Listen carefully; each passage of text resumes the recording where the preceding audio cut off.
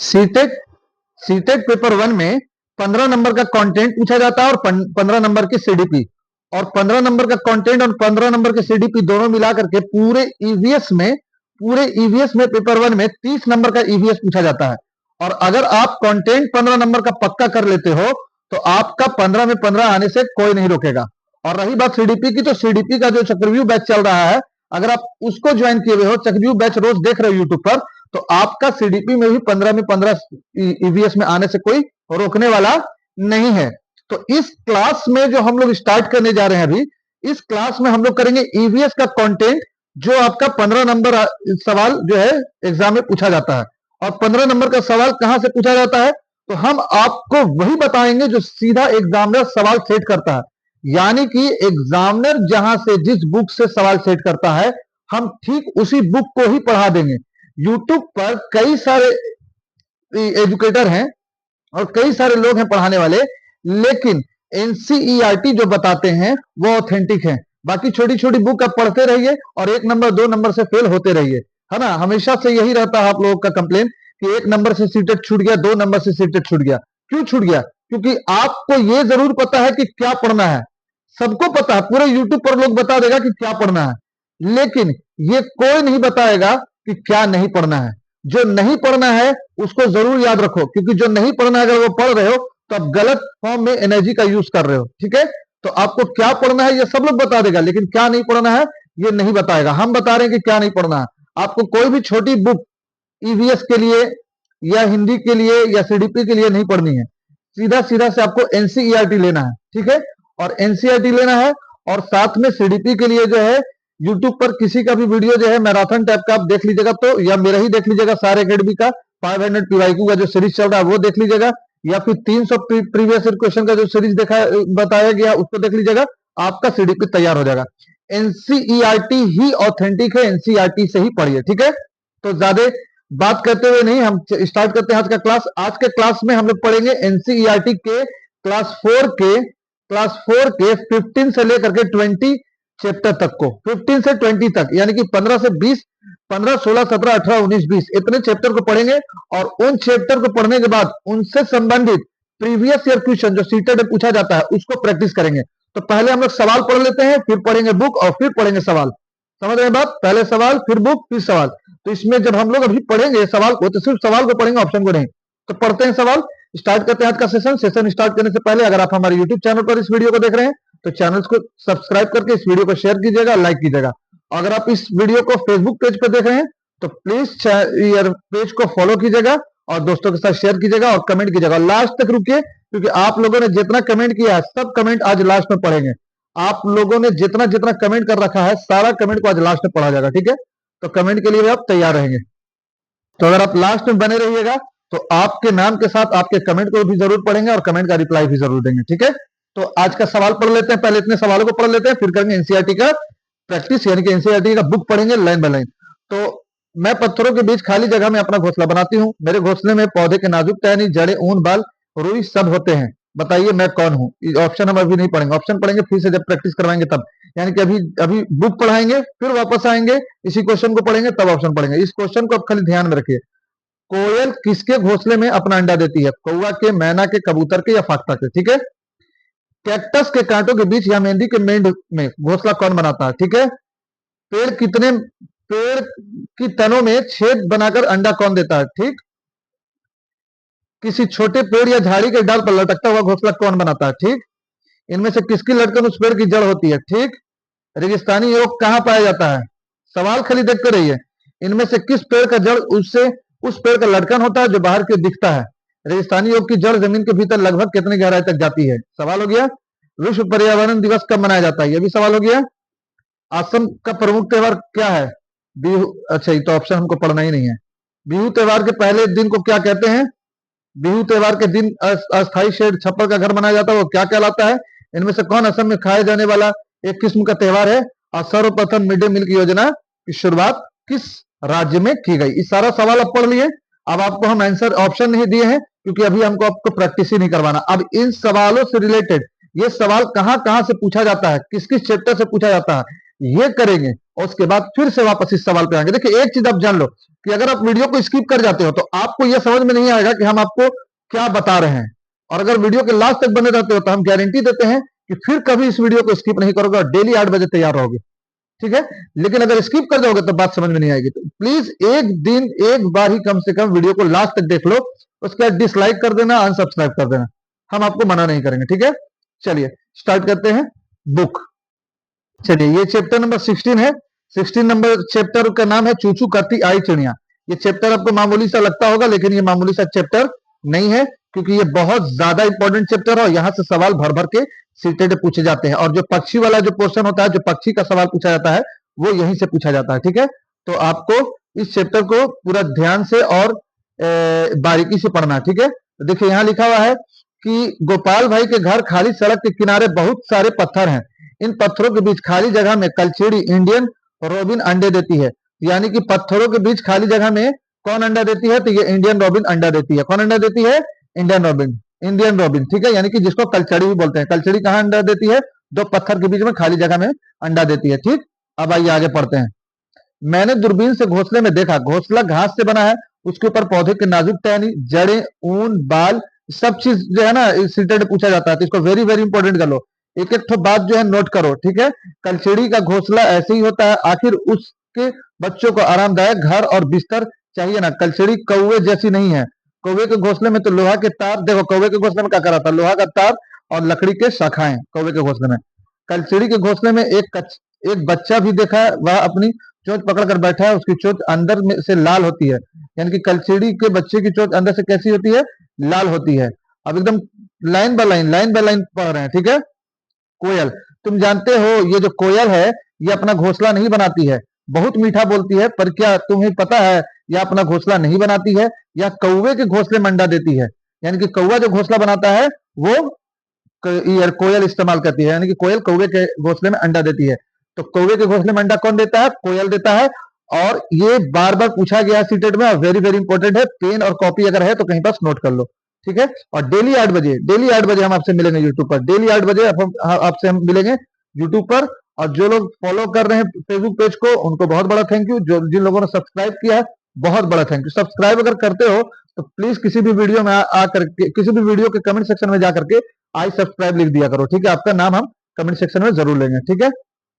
अब आइए, नजदीक में एक छोटा सा पेड़ है, उसकी एक डाल, देखो बात बात में बहुत बहुत बात इसी में लिखी हुई है। घोंसला बना हुआ है, पक्षियों में भी कितना अंतर होता है। कौवे पेड़ की ऊंची डाल पर घोंसला बनाती है, जबकि फाख्ता कैक्टस के कांटों और मेहंदी के मेंढ में। यानी कि जो फाख्ता होता है, फाख्ता पक्षी, वो फाख्ता पक्षी जो होता है ना, वो आपको कैक्टस के पेड़ में और मेहंदी के मेंढ में, यानी कि मेहंदी के कांटे वाले पेड़ में बनाता है। कौन? फाख्ता पक्षी अपना घोंसला। तो फाख्ता आपको याद रखना है, सब पेन से लिखते रहो, सब यहीं से सवाल बनता है। और आप लोग को लगता है कि सीटेट आखिर सवाल बना कहां से रहा है? यहीं से, और कहीं से नहीं। सिर्फ एनसीईआरटी से किसी भी एग्जाम को पास करना है, एनसीईआरटी रटो, एनसीईआरटी रटो और 10 साल 15 साल का प्रीवियस ईयर क्वेश्चन प्रैक्टिस कर लो, 100% आपका एग्जाम क्रैक हो जाएगा, ठीक है। चलिए, गौरैया आमतौर पर घर में या आसपास दिखाई देती है, वह कहीं भी घोंसला बना लेती है, अलमारी के पीछे, आईने के पीछे, ठीक है। गौरैया घर के दीवार के आले में। कबूतर भी ऐसे ही अपना घोंसला बनाता है, पुराना हवेली या पुराना बिल्डिंग या किसी घर वर के खंडर में बना लेता है। बसंत गौरी गर्मियों में टुक टुक की आवाज करती है। बसंत गौरी कैसी आवाज करती है? टुक टुक की। पेड़ के तने में गहरा छेद बना करके अंडा देती है। यानी कि पेड़ के तनों में गहरा छेद बना करके अंडा कौन देता है? बसंत गौरी देता है। पेड़ के तनों में गहरा छेद बना करके अंडा कौन देता है? तो बसंत गौरी जो है पेड़ के तनों में गहरा छेद बना करके अंडा देती है, ठीक है। आपको ये बात याद रखना है बसंत गौरी के बारे में, ठीक। आगे चलें, आगे चलें, चलिए आगे चलते हैं, आगे चलते हैं भाई। अभी हम सवाल पढ़े थे इसको, इसीलिए हम बार बार ऐसे रट रहे हैं। इसको भी सवाल हम पढ़ चुके हैं, ठीक। आइए, दाजिन चिड़िया। दाजिन चिड़िया देखिए, दाजिन चिड़िया मतलब टेलर बर्ड, यानी कि दर्जी चिड़िया, दर्जी के जैसा काम करेगी। दर्जी क्या करता है? कपड़ा सिलता है, ये अपना घोंसला सिलती है। दाजिन चिड़िया का तो जैसा नाम वैसा काम, वह अपनी नुकीली चोंच से पन्नों को सी लेती है और उसके बीच में बनी थैली को अंडे देने के लिए तैयार कर लेती है। यह उसका घोंसला है, ठीक है। शक्कर खोरा के बारे में, दाजिन चिड़िया के बारे में समझ गए, चोंच से सील करके ऐसा जो है घोंसला बना लेता है। शक्कर खोरा, शक्कर खोरा किसी छोटे पेड़ या झाड़ी के डाली पर अपना लटकता हुआ घोंसला बना लेता है। उसी शाम हमने एक डाल पर टंगा शक्कर खोरा का घोंसला देख लिया। देखिए ये शक्कर खोरा का घोंसला है, ठीक है। शक्कर खोराक का घोंसला है ये। यह घोंसला किन चीजों से बनता है? घोंसले में बाल, बारीक घास, पतली टहनी, सूखे पत्ते, रुई, पेड़, छाल के टुकड़े, ये सारी चीज होती है। मैंने दूरबीन से देखा, उस घोंसले में एक बच्चा भी है। एक तरफ छोटा सा छेद था, घोंसले की एक तरफ छोटा सा छेद था, वहां बच्चा बैठा था, अपनी माँ और खाने में इंतजार कर रही थी, ठीक है। तुम जानते हो, क्या तुम जानते हो वीवर पक्षी के बारे में? यह बात जानते हो, सभी नर वीवर पक्षी अपने अपने घोंसले बनाते हैं। मादा वीवर उन सभी घोंसलों को देखती है, उनमें से जो पसंद आता है उसमें अंडा देती है। बहुत फुटानीबाज है, बहुत फुटानीबाज है, जैसे कि गर्लफ्रेंड होती है। किन किन की इसमें से गर्लफ्रेंड है, कमेंट करो। ऐसा बात पूछना नहीं चाहिए था। या जैसे कि जो लोग मैरिड हैं उनकी वाइफ होती है, ठीक है। ढेर सारा साड़ी आ जाएगा, सब साड़ी देखेगी, उसमें से एक ठो साड़ी को पसंद करके रख लेगी, बाकी सब रिजेक्ट।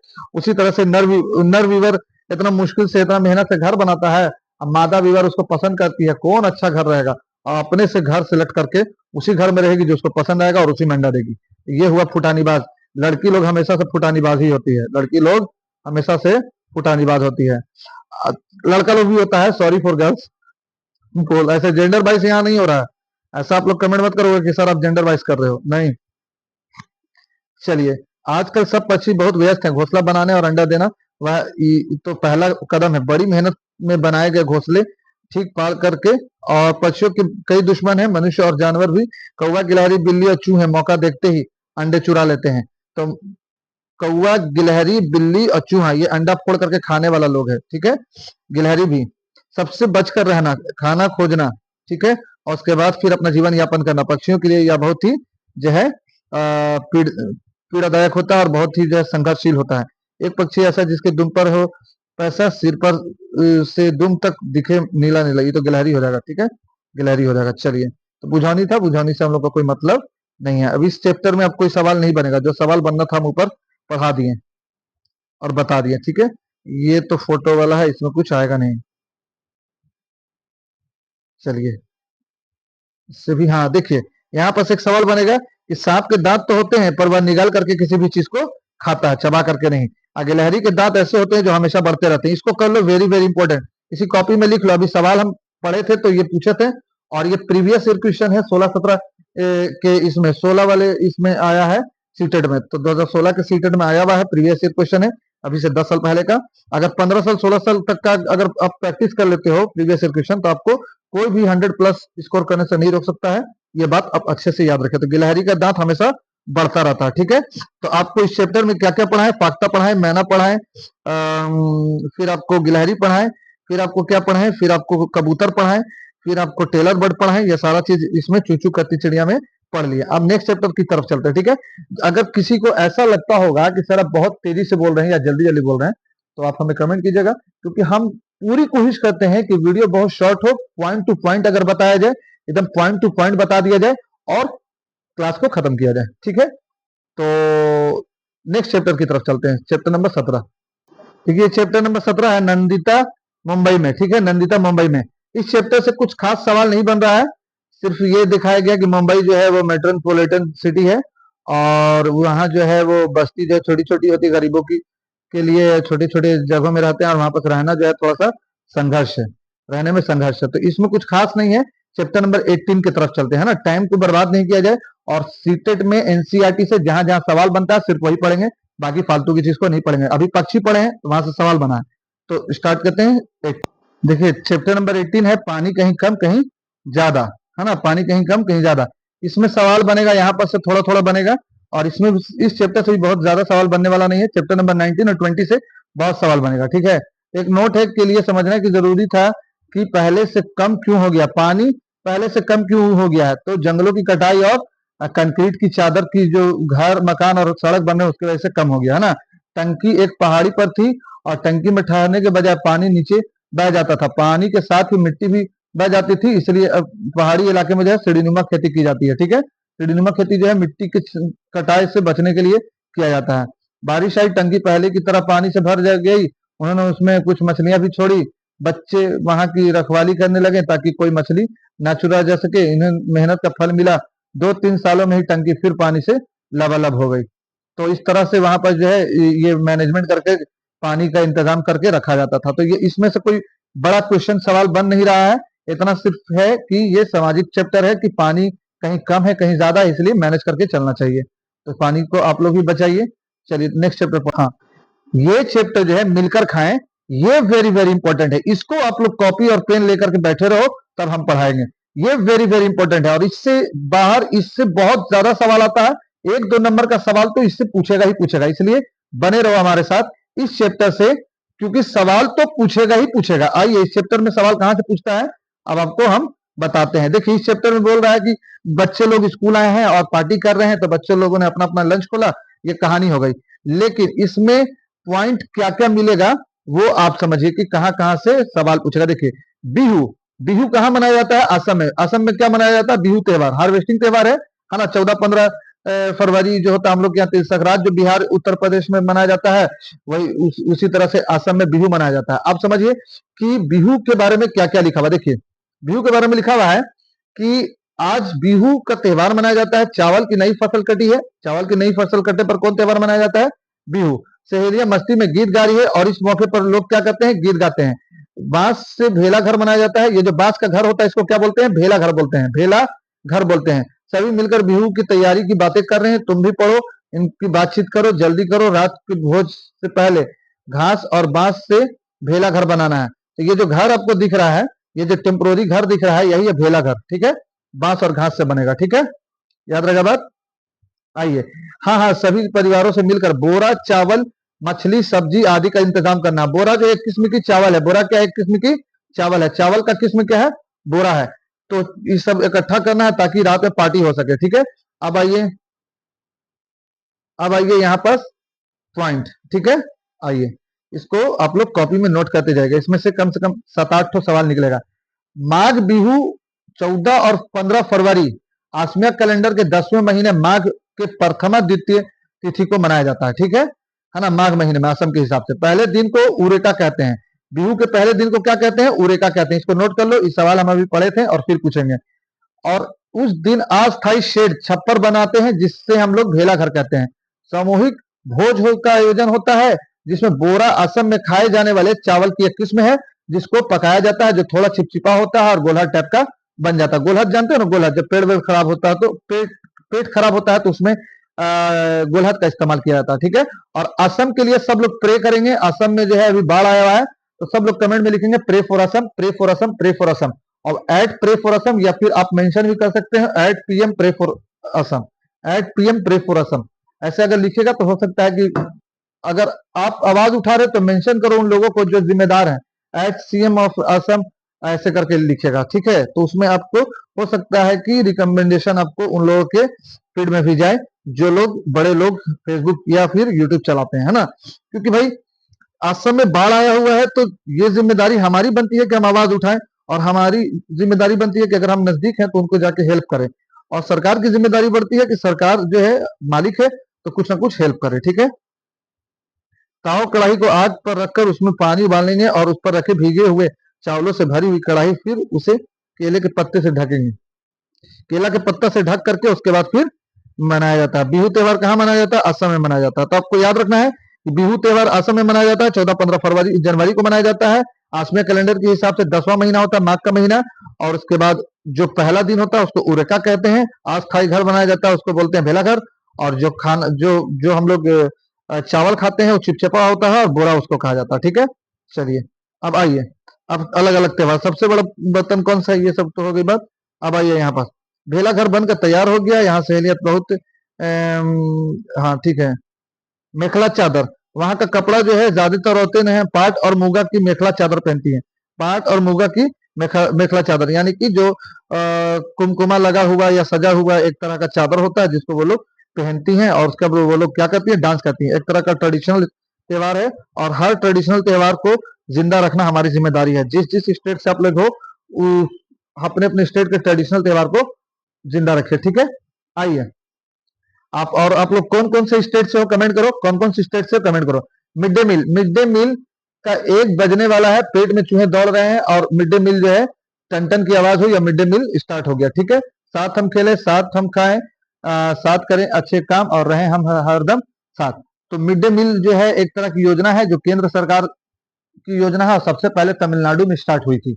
आप लोग कहीं पास कॉपी में लिख लीजिए कि मिड डे मील कहाँ स्टार्ट हुई थी, इसको आप गूगल भी कर सकते हो। तो सबसे पहले तमिलनाडु में स्टार्ट हुई थी। तमिलनाडु में लगभग जो 1956 के आसपास जो है पहली बार मिड डे मील स्टार्ट हुई थी। हमको जहां तक याद है 1956 होना चाहिए। हाँ, 1956 में तमिलनाडु में सबसे पहले मिड डे मील की शुरुआत कहाँ हुआ? तमिलनाडु में 1956 में। कहीं पास नोट कर लो इसको, ठीक है, नोट कर लो। हम कहाँ आप लोगों को कह रहे हैं कि भाई आप जो है जहां तहां से पढ़ो, मेरे पास से पढ़ो और हम आपको एनसीईआरटी पढ़ाएंगे, ठीक है। तो देखिए मिड डे मील की बात है, जिसमें क्लास 1 से 8 तक का जो है बच्चे को फ्री में खाना दिया जाएगा दोपहर का, जिससे कि स्कूल में उपस्थिति बढ़ाई जा रही है। और बिहार में भी अभी मिड डे मील चलता है, उत्तर प्रदेश में भी चलता है, लगभग सभी राज्यों में मिड डे मील की योजना चल रही है और यह एक बहुत अच्छी योजना है। और इसके लिए सरकार को हम सभी को थैंक यू बोलना चाहिए, चाहे वो जिस किसी की भी गवर्नमेंट हो, स्टेट गवर्नमेंट हो या सेंट्रल गवर्नमेंट हो। लेकिन सबसे पहले शुरुआत इसका कौन किया है? तमिलनाडु ने किया है। चलिए पढ़ते हैं नेक्स्ट चैप्टर, चैप्टर नंबर 20। जी हाँ फ्रेंड, 20 क्यों पढ़ेंगे? 20 तो अभी हम लोग पढ़ ही रहे हैं। तो अब फिर से प्रैक्टिस कर लेते हैं। जो क्वेश्चन आपको शुरुआत में बताए थे उस क्वेश्चन के पास हम लोग फिर रिटर्न चलते हैं और उस क्वेश्चन के पास रिटर्न जाने के बाद जितना भी ऑप्शन आपको मिलेगा, अगर जिन लोगों ने कॉपी और पेन लिए लेकर के कॉपी में नोट कर रखा है वो लोग आराम से इसका आंसर दे देंगे, क्योंकि सारा जो मिलेगा अभी ऑप्शन वो सारा इन्हीं 5 चैप्टर से मिलेगा, 16, 17, 18, 19, 20 जो अभी हम पढ़ा चुके हैं। चलिए प्रैक्टिस करते हैं, देखते हैं किसका कितना आता है और अपने स्टेट का नाम और आपका 15 क्वेश्चन में कितना आया वो दोनों आप कमेंट करो, ठीक है। 15 क्वेश्चन का प्रैक्टिस है, तो 15 क्वेश्चन में कितना आया ये भी कमेंट करो और अपने स्टेट का नाम भी कमेंट करो, ठीक है। स्टार्ट करते हैं आज का प्रैक्टिस सीरीज।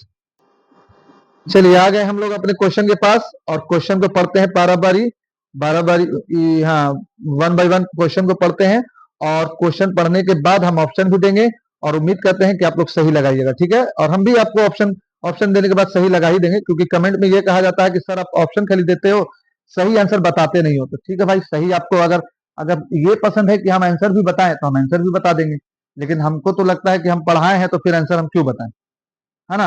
हमको ऐसा लगता है। फिर भी अगर आप कह रहे हो कि सर आप बताइए तो ठीक है भाई, हम बता देंगे, कोई बात नहीं है, कोई बात नहीं है। चलिए, मैं पत्थरों के बीच खाली जगह में अपना घोंसला बनाती हूँ।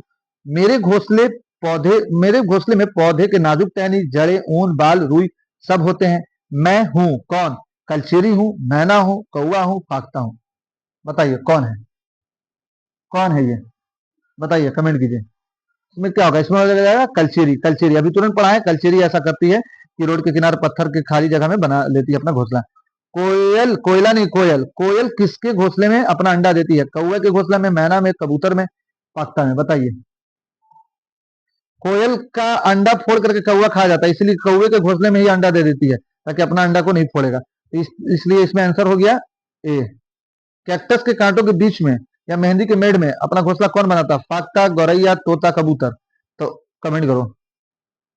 कबूतर और तोता तो होगा नहीं, गौरैया होगा नहीं, फाख्ता पक्षी होगा, ठीक है। हम बताए हैं तभी पूछ रहे हैं।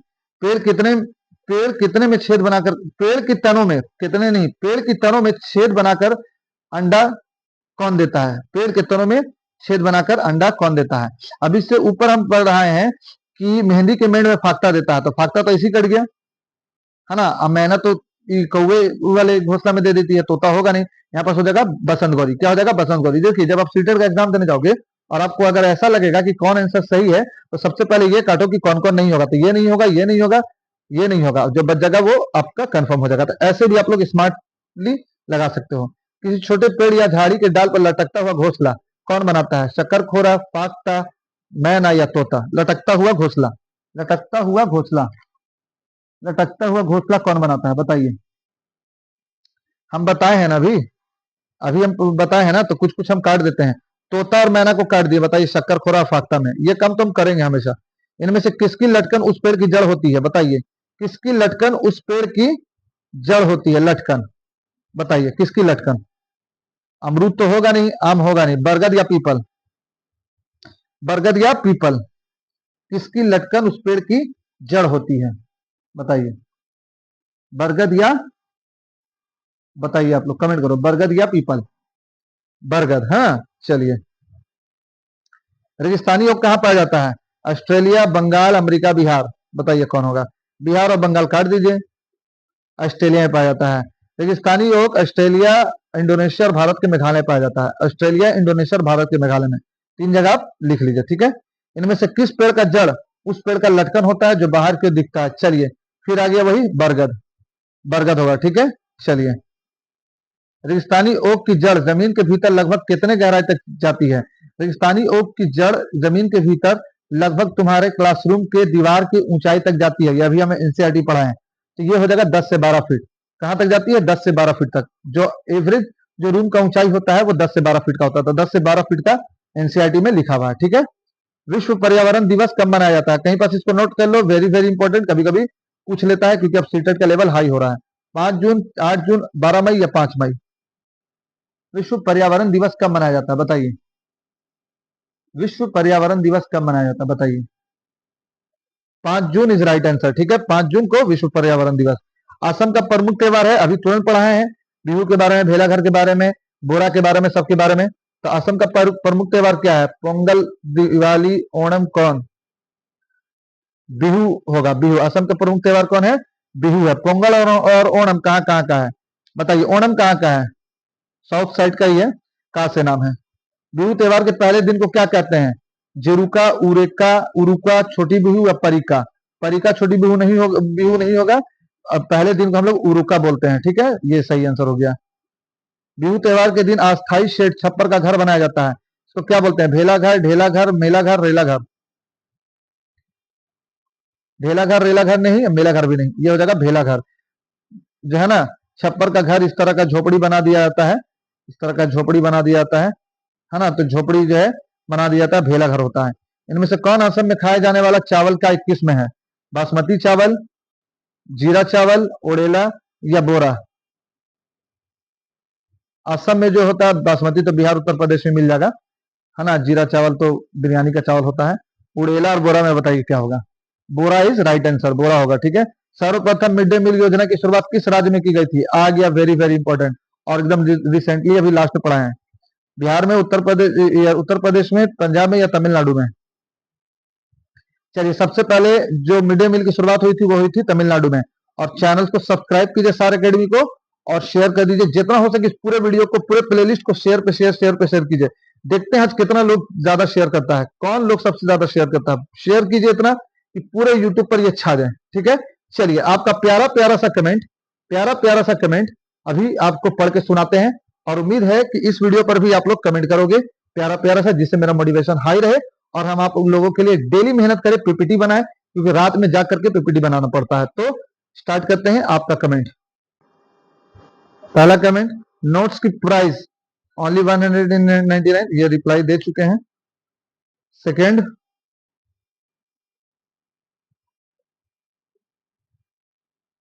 सेकेंड कमेंट क्या है? बहुत सुंदर तरीके से समझा रहे हैं आप, very very thank you Sarita Sinha ji, very very thank you. आप मोटिवेट कर रहे हैं हमें, और हम इसी तरह से लगे रहेंगे। एक कमेंट दीप मोनू मौर्य जी ने किया है, जो बहुत ही अच्छा किया है, और फेसबुक पेज पे किया है, इसलिए पेपर लीक होते हैं। आपको कैसे पता? ये वही बुक आएंगे और वही पढ़ाएंगे, देख रहे हो दया। तो चलो, ये भी सही है। हमको कैसे पता? हमको ऐसे पता है कि हम कई कई बार सीटेट की तैयारी करवा चुके हैं और खुद भी कर चुके हैं। एनसीईआरटी से ही सवाल पूछता है, और एनालाइज किए हम प्रीवियस ईयर क्वेश्चन के, 10 साल 12 साल के क्वेश्चन को रैंडमली उठा करके देखे हैं और मिलाए हैं कि हाँ एनसीईआरटी से पूछता है, तो ऐसे पता, ठीक है। आप भी पता कर सकते हो, ठीक है। तब उस बुक का, किताब का नाम बता दो जिसमें प्रश्न सेट होता है और आपको ज्यादा मेहनत करने की जरूरत नहीं है। चलिए, ठीक है, उस बुक का नाम है एनसीईआरटी, ठीक है। Very good. आइए नेक्स्ट, नेक्स्ट पढ़ते हैं। चलिए, ये लिखते हैं बहुत ही लाजवाब, very good. Link sir, link हम आपको दे चुके हैं। नोट्स की प्राइस, नोट्स की प्राइस भी आपको बता चुके हैं। उत्तर प्रदेश से हैं, वेरी वेरी थैंक यू आपका प्यारा सा, Pandey Shyam ji, very very thank you आपका प्यारा सा कमेंट के लिए। जी हाँ, आप उत्तर प्रदेश से हैं, वेरी गुड। पूजा राणा लिखती है थैंक यू सर, आपको भी थैंक यू प्यारा सा कमेंट करने के लिए। बने रहिए हमारे साथ ऐसे, और हमें सपोर्ट करते रहिए। नेक्स्ट, अगला कमेंट है, एफबी पर बहुत कम डिस्प्ले दिखाता है, फुल डिस्प्ले और दिखाएं। देखिए, एफबी पर रील्स फॉर्म में अपलोड होता है, लॉन्ग वीडियो में नहीं, इसलिए फुल डिस्प्ले नहीं आता है, बस यही है, टेक्निकल प्रॉब्लम है। Very nice sir, thank you आप राजेश्वर जी, वेरी वेरी थैंक यू आपके इस प्यारे से कमेंट के लिए और हमें मोटिवेट करने के लिए, वेरी वेरी थैंक यू। चलिए, कमेंट बहुत आया है, और उम्मीद है कि आज भी आप लोग कमेंट कीजिएगा ताकि हम नेक्स्ट डे आपका नाम ले सकें। चलिए, झारखंड से, very very thank you, Birsa Munda की धरती से आप हैं। 3 का ए बिहार से, वेरी थैंक यू। और आप आंसर दे रहे हैं, very very thank you Ramesh Kumar ji, है ना। बिहार से कौन है? बबलू विश्वकर्मा जी।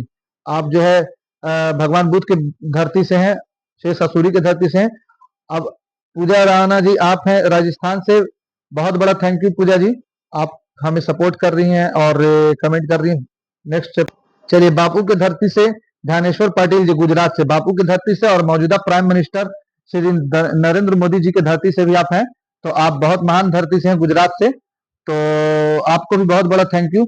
हमारे साथ ऐसे ही बने रहिए और इसी तरह से प्यार बरसाते रहिए। देखिए जावेद जी लिखते हैं कि नोट्स की प्राइस, देखिए नोट्स की प्राइस जो अभी 199 है, और जिनको नोट्स लेना होगा वो जरूर कमेंट करेंगे कि 199 में नोट्स मिलेगा। फिलहाल जो है नोट्स जो है पीडीएफ फॉर्म में मिलेगा।